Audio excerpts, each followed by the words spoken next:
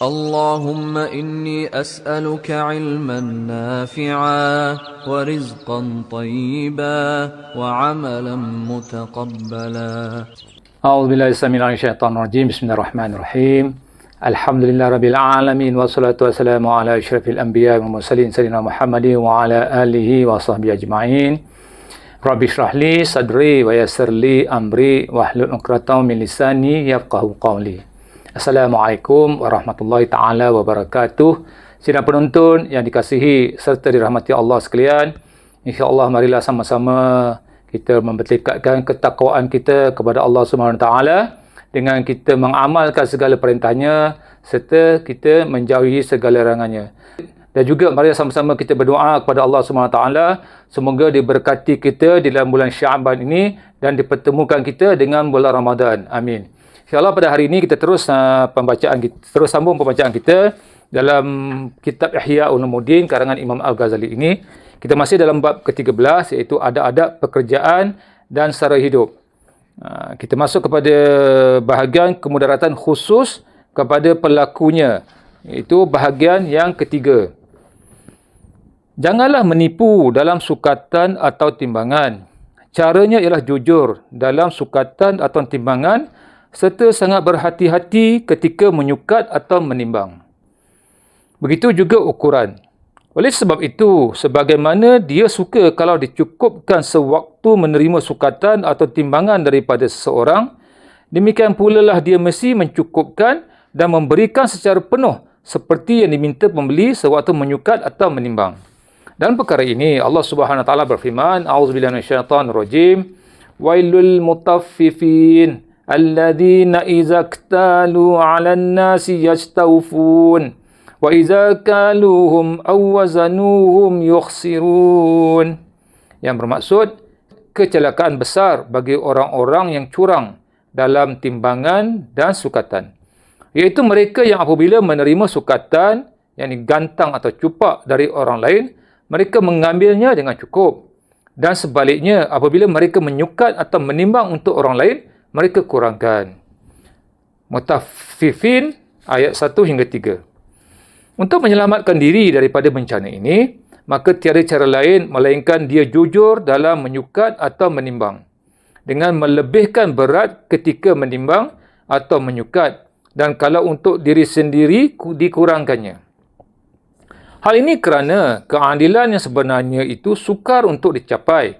Jadi yang amat mudah dan selamat ialah dengan jalan melebihkan orang lain serta mengurangkan untuk dirinya sendiri.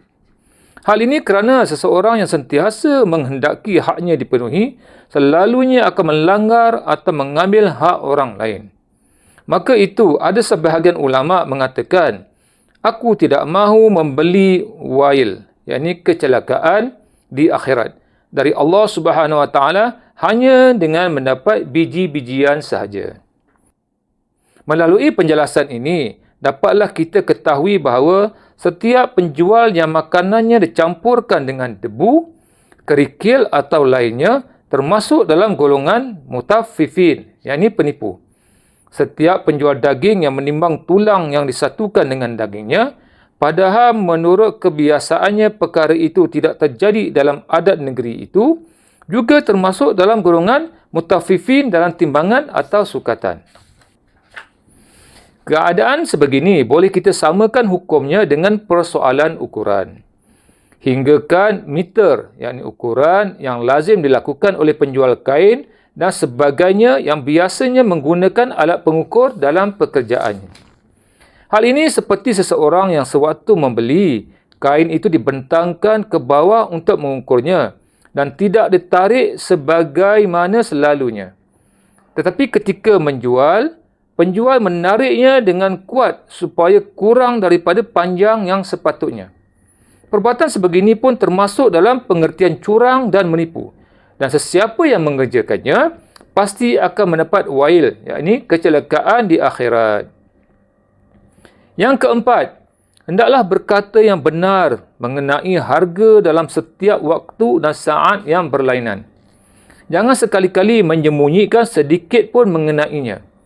Dalam sebuah hadis disebutkan yang bermaksud, Rasulullah SAW melarang kita daripada menghalang rombongan peniaga serta melarang menaikkan tawaran. Riwayat oleh Bukhari dan Muslim.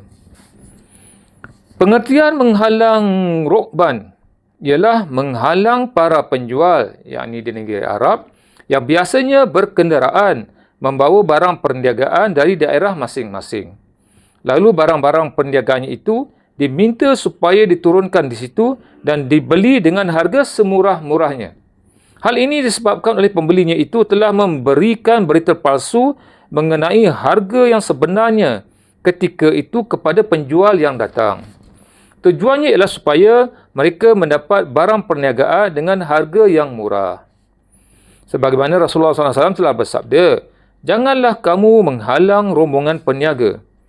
Maka oleh sebab itu, barang siapa yang melakukannya, maka pemilik barang itu berkuasa untuk memilih dan menentukan pembeli serta harganya setelah dia pergi ke pasar terlebih dahulu. Rasulullah SAW juga melarang jual beli antara orang bandar terhadap orang kampung. Cara yang dilarang itu ialah misalnya, seseorang dari perkampungan datang ke suatu negeri dan dia membawa bahan makanan yang hendak dijual dengan segera. Lalu orang kota itu berkata, "Biarkan sahaja di tempatku, nanti akan aku bayar dengan harga yang mahal. Tunggu dahulu kenaikan harganya." Dilarang juga jual beli najasi, iaitu seseorang mendatangi penjual dan di situ ada seorang calon pembeli yang benar-benar menginginkan barang tersebut. Orang yang datang itu meminta barang yang diinginkan calon pembeli. Dia menaikkan harganya. Padahal sebenarnya dia tidak menginginkannya. Dia berbuat demikian untuk menggerakkan calon pembeli tadi agar lebih berkeinginan untuk membelinya. Larangan-larangan yang tersebut di atas kesemuanya tidak dibolehkan menurut hukum agama Islam kerana boleh mengganggu penjual atau pembeli dalam harga semasa. Sedangkan sebenarnya ada sesuatu perkara yang disembunyikan yang jika diketahui pastilah tidak akan terjadi jual beli. Oleh sebab itu, perbuatan yang sedemikian ini adalah termasuk penipuan yang diharamkan dan perbuatan itu bertentangan dengan kejujuran yang diwajibkan. Begitu juga seseorang itu dilarang mengambil kesempatan untuk mendapatkan sesuatu atau menantikan kelalaian pemilik barangan. Pembeli menyembunyikan harga semasa sesuatu barang daripada penjual atau daripada pembeli untuk dikembalikan semula barangan tersebut. Jika ada yang melakukan sedemikian, maka jelaslah perbuatannya itu adalah zalim, tidak jujur dan menipu sesama kaum muslimin. Jadi, sekalipun seseorang penjual menjual dengan harga beliannya, hendaklah para penjual berkata benar. Seterusnya, wajiblah para penjual memberitahu sebelum akad jual beli mengenai kecacatan atau kekurangan barangan yang akan dijualnya itu. Alhamdulillah, kita telah membaca bahagian ketiga dan keempat, iaitu mengenai kemudaratan muamalat khusus kepada pelakunya. InsyaAllah, semoga apa yang penting ialah dalam kita berniaga, dalam kita melakukan muamalat sesama kita, hendaklah keikhlasan dan ketulusan kita amalkan dan kita niatkan segala kegiatan kita itu kerana Allah Subhanahu Wa Taala. Apa yang penting ialah kita hendaklah mengharapkan keberkatan serta kerahmatan Allah Subhanahu Wa Taala. Semoga dengan itu kita mendapat ganjaran syurga di akhirat kelak. Sekian, wassalamualaikum warahmatullahi taala wabarakatuh.